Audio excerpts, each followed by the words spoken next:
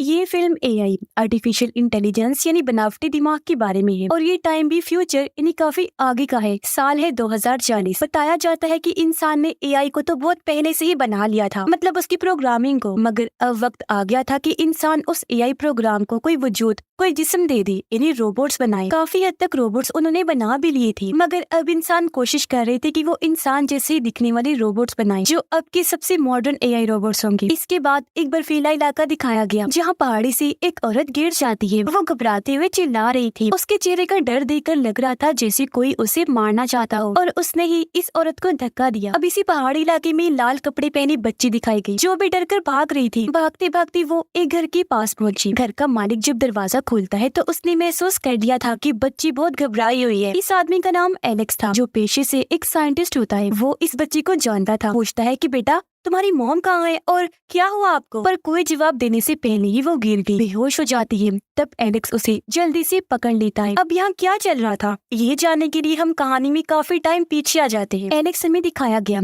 पता चला कि वो साइंटिस्ट होने के साथ साथ एक ऐसा इंजीनियर भी है जो एआई रोबोट्स बनाता है। वो किसी जगह पर चला गया था जहाँ आज वो 10 साल के बाद अपने शहर में वापस आ गया और उसने कई सारे एडवांस्ड एआई रोबोट्स बनाए थे। यहाँ इस टाउन में काफी बड़ी रिसर्च लैब थी जिसे एक कंपनी चला रही थी और एलेक्स यहीं पर ही काम किया करता था, मगर किसी वजह से उसने अपना एक प्रोजेक्ट अधूरा छोड़ दिया क्योंकि उसे जाना पड़ गया था। अब एलेक्स ने ये जो प्रोजेक्ट छोड़ा था वो इंसान जैसा दिखने वाला रोबोट बनना था, लेकिन अचानक एलेक्स को कोई ऐसा काम पड़ गया कि उसने अपना प्रोजेक्ट, हर चीज, यहाँ तक कि अपनी दोस्त लाना को भी छोड़ दिया और बिना बताए ही चला गया। अब यहाँ लाना ने एलेक्स के भाई से ही शादी करनी थी। अब आज जब 10 साल के बाद वो वापस आया तो उसका भाई एलेक्स का वेलकम करता है। दोनों एक दूसरे से मिलकर काफी खुश थे, गले से लग जाते हैं। एक वक्त था जहाँ एलेक्स, उसका भाई और लाना मिलकर प्रोजेक्ट्स पर काम किया करती थी, रोबोट्स बनाते थे, लेकिन अब वक्त के साथ साथ सब कुछ बदल गया था। एलेक्स का भाई उसे गाड़ी में बिठाकर यहाँ से ले जाता है। एलेक्स ने अपने भाई से पूछा कि तुम क्या कर रहे हो आजकल, कोई रोबोट्स वगैरह बनाए या नहीं। एलेक्स का भाई जवाब देता है कि नहीं, अब मैंने वो काम छोड़ दिया है। मैं और लाना एक यूनिवर्सिटी में पढ़ाती है क्योंकि रोबोट्स बनाने वाला वो काम मुझे बोर लगने लग गया था। एलेक्स ने यहाँ एक रोबोटिक बिल्ली बनाई हुई थी जिसकी प्रोग्रामिंग बाकी रोबोट्स की निस्बत काफी अलग थी और वो बिल्ली हर वक्त एलेक्स के साथ ही रहा करती थी, जो उसके भाई को भी काफी पसंद आई। फिर उसका भाई कहता है कि अब क्योंकि तुम आ गए हो तो हमारे साथ ही रहना। एलेक्स कहता है कि नहीं शुक्रिया मेरे भाई, लेकिन मैं अपने पुराने घर में रहूंगा। जो कहकर वो गाड़ी से उतरा, यहाँ से चला जाता है। एलेक्स सीधा अब उस रिसर्च लैब में आया जहाँ वो काम किया करता था। ये देख वो काफी हैरान रह गया कि 10 सालों में लैब को काफी बड़ा और अच्छा बना दिया है। लैब की कंपनी ने अब यहाँ एक यूनिवर्सिटी भी बना दी है। अब एलेक्स सीधा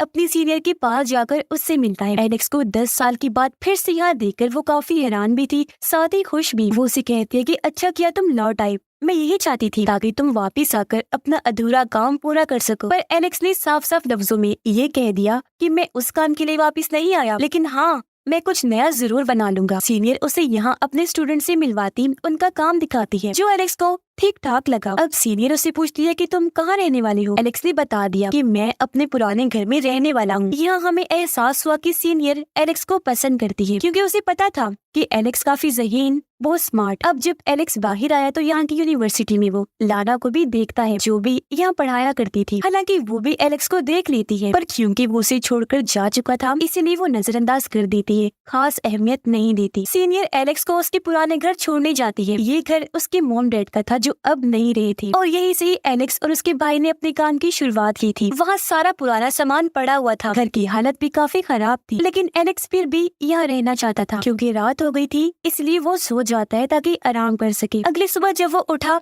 तो घर की बेल बजी। उसने जब बाहर जाकर चेक किया तो वहाँ एक इंसानी रोबोट खड़ा हुआ था जिसे रिसर्च लैब की तरफ से भेजा गया था एलेक्स की मदद करने के लिए। ये रोबोट काफी बड़ी उम्र के आदमी की शक्ल का था जिसे एक वक्त में कई सारे काम करने के लिए डिजाइन किया गया था। अब क्योंकि एलेक्स को रोबोट्स पसंद नहीं थे तो अपने घर में भी वो कोई रोबोट नहीं रखना चाहता था। वो रोबोट को जाने को कहता है, लेकिन रोबोट उसके सारे काम खुद ही करके अपनी जगह बना ही लेता है, जो देखकर एलेक्स भी काफी मुतासिर हो गया। रोबोट को इतना एक्टिव पाकर उसे खुशी खुशी भी हो रही थी। वो सोचता है कि वाकई ये रोबोट एक वक्त में कई सारे काम कर सकता है, वो भी बहुत सफाई से। जैसे वो देखते ही देखते एलेक्स के लिए फौरन ही कॉफी बनाकर ले आता है। और यहाँ एलेक्स को ये जानकर भी काफी हैरत हुई कि इस रोबोट को और किसी ने नहीं बल्कि मेरे भाई ने ही बनाया था। लेकिन अब उसने इस तरह के मॉडल बनाना बंद कर दिए थे। अब रोबोट के काम देखकर मुतासिर तो वो पहले ही था, इसलिए अपने साथ रखने के लिए मान जाता है। अगले दिन एलेक्स सीनियर से मिलने गया। उसे बताता है कि अब मैं कुछ नया बनाने वाला हूँ और इस बार वो पूरा कर भी लूंगा, जिस काम के लिए उसे रिसर्च लैब की कंपनी की तरफ से इजाजत भी मिल जाती है। इसके बाद एलेक्स लाना से भी मिला, लेकिन आज भी वो उसे अहमियत नहीं देती। बिना कोई बात किए वहाँ से चली जाती है। फिर एलेक्स गाड़ी में बैठा और एक पार्क में आ गया जहाँ बहुत सारे बच्चे खेल रहे थे। वो इन बच्चों पर नजर रखने लगा। उसे एक बच्ची काफी अच्छी और दिलचस्प लगी क्योंकि वो बाकियों से अलग थी। काफी एक्टिव लाल रंग के कपड़े पहने हुए थे और ये और कोई नहीं बल्कि शुरुआत वाली बच्ची थी जिसका नाम ईवा था। और अब एलेक्स उसे देखता ही रहा, काफी देर तक पीछा करता रहता है। और बच्ची काफी चालाक थी। उसे लगा कि ये आदमी क्योंकि मेरा पीछा कर रहा है तो ये गलत है, अच्छा इंसान नहीं है। लेकिन असल में एलेक्स तो अपने काम के लिए कोई नया प्रोजेक्ट ढूंढ रहा था। वो किसी ऐसे इंसान की ही तलाश कर रहा था जो सबसे अलग दिलचस्प हो, क्योंकि वो फिर से इंसान जैसा दिखने वाला ही रोबोट बनाना चाहता था। जहाँ उसे ईवा मिल भी गई। वो ईवा को बताता है कि मैं रोबोट्स बनाता, अगर तुम्हारे मॉम डैड इजाजत दे तो क्या मैं तुम्हारा रेप्लिका बना सकता हूँ, यानी तुम्हारी कॉपी, तुम्हारी नकल जो हूबहू तुम्हारे जैसा हो। लेकिन ईवा बगैर कोई बात कही वहाँ से चली जाती है। इसके बाद एलेक्स घर वापस लौट आया, अपने नए प्रोजेक्ट पर काम करना शुरू कर देता है। वो सबसे पहले अपना होलोग्राफिक कंप्यूटर ऑन करता है, जिसके बाद एक सॉफ्टवेयर बनाने लगा। सॉफ्टवेयर की बनते ही प्रोग्राम बनाने में लग गया और जैसे प्रोग्राम पूरा हुआ वो उसे वहाँ पड़े रोबोट में डाल देता है। रोबोट ऑन हो गया, वो काम करने लग गया था। उसका थोड़ा बहुत बर्ताव इंसानों जैसा ही था। उसकी सारी चीजें एलेक्स अपनी कॉपी पर नोट करने लगता है। लेकिन अब वो रोबोट आग को हाथ लगाने वाला होता है और इतनी ही देर में पास पड़ा फायर अलार्म बज गया, जिससे रोबोट डर जाता है। वो नीचे गिर गया, चटपटाने लगता है और इस तरह वो ऑफ हो जाता है। यानी कि एलेक्स का ये प्रोग्राम फेल हो गया था। अपनी नाकामी पर उसे बहुत गुस्सा आया। तंग आकर वो फैसला करता है कि मैं अपने भाई के घर खाने पर जाऊंगा, क्योंकि कई बार उसके भाई ने खाने पर उसकी दावत की थी। आज भी हालांकि वो जाना तो नहीं चाहता था, पर मूड खराब होने की वजह से आ ही गया। ये जब वहाँ पहुँचा तो ये जानकर काफी खुश भी हुआ और हैरान भी कि ईवा इनकी ही बेटी है। अब लाना से तो वो पहले ही प्यार करता था, पर अब उसकी बेटी जो असल में एलेक्स की भतीजी थी उसे काफी पसंद आ गई। अब तो वो उसका रेप्लिका बनाकर ही रहेगा, पर फिलहाल इस बारे में वो इन लोगों से कोई बात नहीं करता। ये खाना खाते हैं, बातें करते हैं, अपने पुराने वक्त को याद करने लगे। ईवा को देखकर एलेक्स को एक उम्मीद मिल गई थी, इसीलिए वो उसका रेप्लिका बनाने में लग गया जो बिल्कुल ईवा जैसा ही होगा। अब बच्ची जैसा रोबोट बनाने का मकसद ये था कि जिन लोगों के पास बच्चे नहीं, जो इस कमी को पूरा करना चाहते हैं, तो उनको बच्चों की सूरत में परफेक्ट रोबोट मिल जाएंगे जो उनकी इस कमी को पूरा कर देंगे। और अब धीरे धीरे ईवा भी एलेक्स से बात करना शुरू कर देती है, यहाँ तक कि उसे मिलने भी आया करती थी, क्योंकि वो भी जान गई थी कि ये मेरे अंकल हैं जो काफी अच्छे इंसान हैं। इस तरह एलेक्स को भी काफी आसानी होने लगी थी ईवा को देखने, समझने और परखने में। एक तरह से वो उसके दिमाग और बर्ताव को टेस्ट भी करता था। वो उससे कई सारे टेस्ट लिया करता था, लेकिन उसे समझ नहीं आ रही थी कि ईवा को इतना गुस्सा क्यों आता है। हालांकि अभी उसकी इतनी उम्र भी नहीं। वक्त के साथ साथ एलेक्स अपने प्रोग्राम पर और ज्यादा मेहनत करने लगा। सब कुछ बहुत अच्छा चल रहा था। ईवा और एलेक्स के बीच भी अंकल भतीजी वाला काफी अच्छा ताल्लुक बन जाता है, इसीलिए एलेक्स को उसके बारे में काफी कुछ पता चल गया था। लेकिन जो मेन बात थी वो तो एलेक्स समझ ही नहीं पाया। अब वो बात काफी बड़ी थी जिस बारे में हमें आगे पता चलेगा। अब क्योंकि एलेक्स अपने भाई के घर ही रह रहा था, इसलिए लाना के भी वो करीब आने की कोशिश करता है। अब यहाँ वो एलेक्स से बात तो करती थी, लेकिन अब उसका वैसा कोई इरादा नहीं था। फिर एलेक्स सीनियर से मिलने गया, उसे बता देता है कि मेरा प्रोजेक्ट काफी अच्छा चल रहा है। जो सुनकर वो काफी खुश हो गई, क्योंकि पता नहीं कितने सालों से वो इस वक्त का इंतजार कर रही थी जब कोई इंसानी रोबोट्स भी बनाए जाएं, क्योंकि आम रोबोट तो हर जगह से मिल सकते थे, पर इंसानी रोबोट्स का मिलना नामुमकिन था। एक फायदा ये भी था कि वो इंसानी रोबोट्स बेचकर काफी अमीर हो सकती थी। अब ईवा को अपनी मॉम और एलेक्स पर शक होने लगा। एक दिन वो अपनी मॉम से पूछ ही लेती है कि क्या पहले आप और अंकल एलेक्स एक साथ हुआ करते थे, जिस पर लाना उसे ये जवाब देती है कि हाँ बेटा, हम साथ तो थे, पर सिर्फ एक साथ पढ़ाई ही किया करते थे, इसके अलावा हमारे बीच और कुछ नहीं था। एलेक्स ने काफी हद तक ईवा का रेप्लिका बना लिया था, पर पता नहीं कैसे एक दिन उसमें ग्लिच आ जाता है, यानी एक गड़बड़,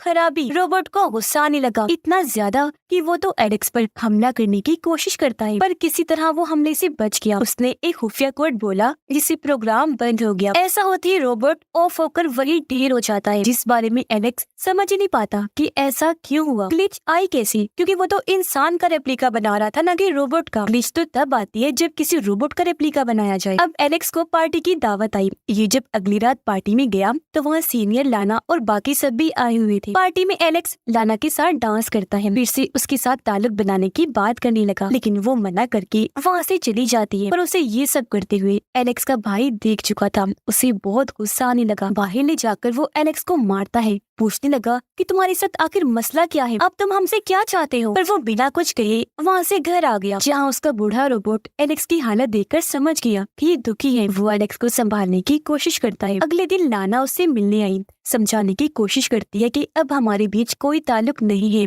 और ना ही हो सकता है। वो यहाँ कुछ और भी बताने वाली थी, एलेक्स की गले से लग जाती है। पर तभी यहाँ ईवा भी आ गई, जो छुपकर इनको देख रही थी, क्योंकि काफी टाइम से इन पर नजर रख रही थी। और अब लाना भी उसे देख लेती है कि इसने हमें देख लिया। दोनों को इतने पास देखकर ईवा को गुस्सा आ गया। वो जैसे पागल ही हो गई। लाना उसे आवाज लगाती है, लेकिन बिना कुछ सुने ईवा वहाँ से भाग जाती है। वो बर्फीले पहाड़ों में भागने लगी। उसका पीछा करते करते लाना भी वहाँ आ गई। ईवा को हर जगह ढूंढने लगती है और ये वही जगह थी जहाँ से इस फिल्म की शुरुआत हुई थी। लाना को वो दिख भी गई, फिर से उसके पीछे भागने लगती है ताकि ईवा को समझा सके कि मेरी और एलेक्स के बीच कुछ नहीं है। पर अचानक ही किसी गड़बड़ी की वजह से ईवा वहीं गिरकर बेहोश हो जाती है, यानी वो ऑफ हो गई थी। तो अब यहाँ ये सच सामने आता है कि ईवा भी कोई इंसान नहीं बल्कि इंसान जैसी दिखने वाली रोबोट थी। असल में लाना और उसके हस्बैंड ने अपनी बेटी को खो दिया था। वो एक एक्सीडेंट में मारी गई थी। अब हालांकि उस वक्त इस तरह की चीजें बनाना मना था, लेकिन सीनियर ने इनका साथ दिया। दुख भुलाने के लिए उन्होंने अपनी बेटी का रेप्लिका बनाया, यानी कि ईवा, जो बिल्कुल इंसान लगती। कोई कह ही नहीं सकता था कि ये एक रोबोट है। यहाँ तक कि एलेक्स, जो हालांकि खुद रोबोट्स बनाता है, इतने वक्त से वो ये काम करता आ रहा है, पर उससे भी पता नहीं चल पाया। जबकि पहली मुलाकात में ही उसे पता चल जाना चाहिए था कि ईवा कोई इंसान नहीं बल्कि रोबोट है। और क्योंकि वो इंसान समझकर उसका ही रेप्लिका बना रहा था, इसलिए उसके रोबोट में ग्लिच आई, क्योंकि वो ग्लिच पहले से ही ईवा में थी, जो मैंने आपको बताया भी था कि रोबोट को देखकर उसका रेप्लिका बनाने से ही ग्लिच आती है। अपनी माँ को किसी और के साथ देखकर उसका सिस्टम खराब हो गया और अब वो मरने वाली, पूरी तरह शट डाउन होने वाली थी। पर पहले ही लाना ने उसके सेल्स बदल दिए, जिससे वो दोबारा एक्टिवेट ऑन होकर होश में आ गई। अब सेल्स के बदलने से उसे पिछले वाकये का कुछ भी याद तो नहीं था, लेकिन सेल्स को बदलने के लिए लाना ने उसकी कमर खोल दी थी। ईवा ने जब अपनी कमर पर हाथ लगाकर चेक किया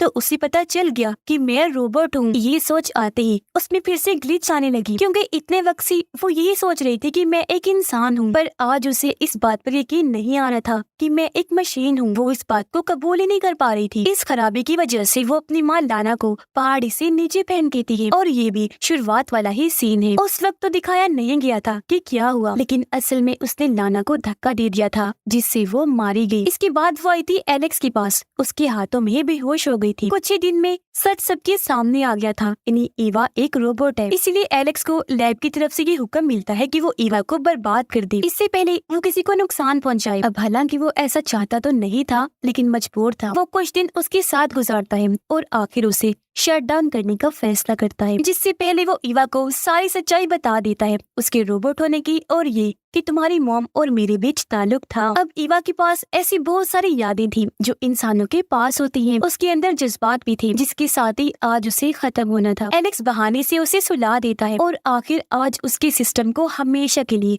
शट डाउन करके बर्बाद कर देता है। हालांकि ऐसा करते हुए उसे दुख भी हो रहा था। अगले दिन एलेक्स समंदर किनारे बैठा हुआ था, जहाँ उसे अपने और लाना के ख्याल आ रहे थे, क्योंकि वो उसके मरने पर बहुत दुखी था। उसे याद कर रहा था। ख्याल में उसे नजर आया कि अगर वो जिंदा होती तो आज हम एक साथ कितनी खुशगवार जिंदगी गुजार रही होती, क्योंकि वो एलेक्स के भाई को छोड़कर उसे अपनाने के लिए राजी हो गई थी। पर दुख इस बात का था कि ऐसा मुमकिन हो ही नहीं पाया। एलेक्स बेचारे को ना तो अपना प्यार लाना मिली और ना ही उसकी बेटी ईवा, यानी वो उसका रेप्लिका भी बना ही नहीं पाया। और इसी के साथ ही इस फिल्म की यहीं पर सैड एंडिंग हो जाती है।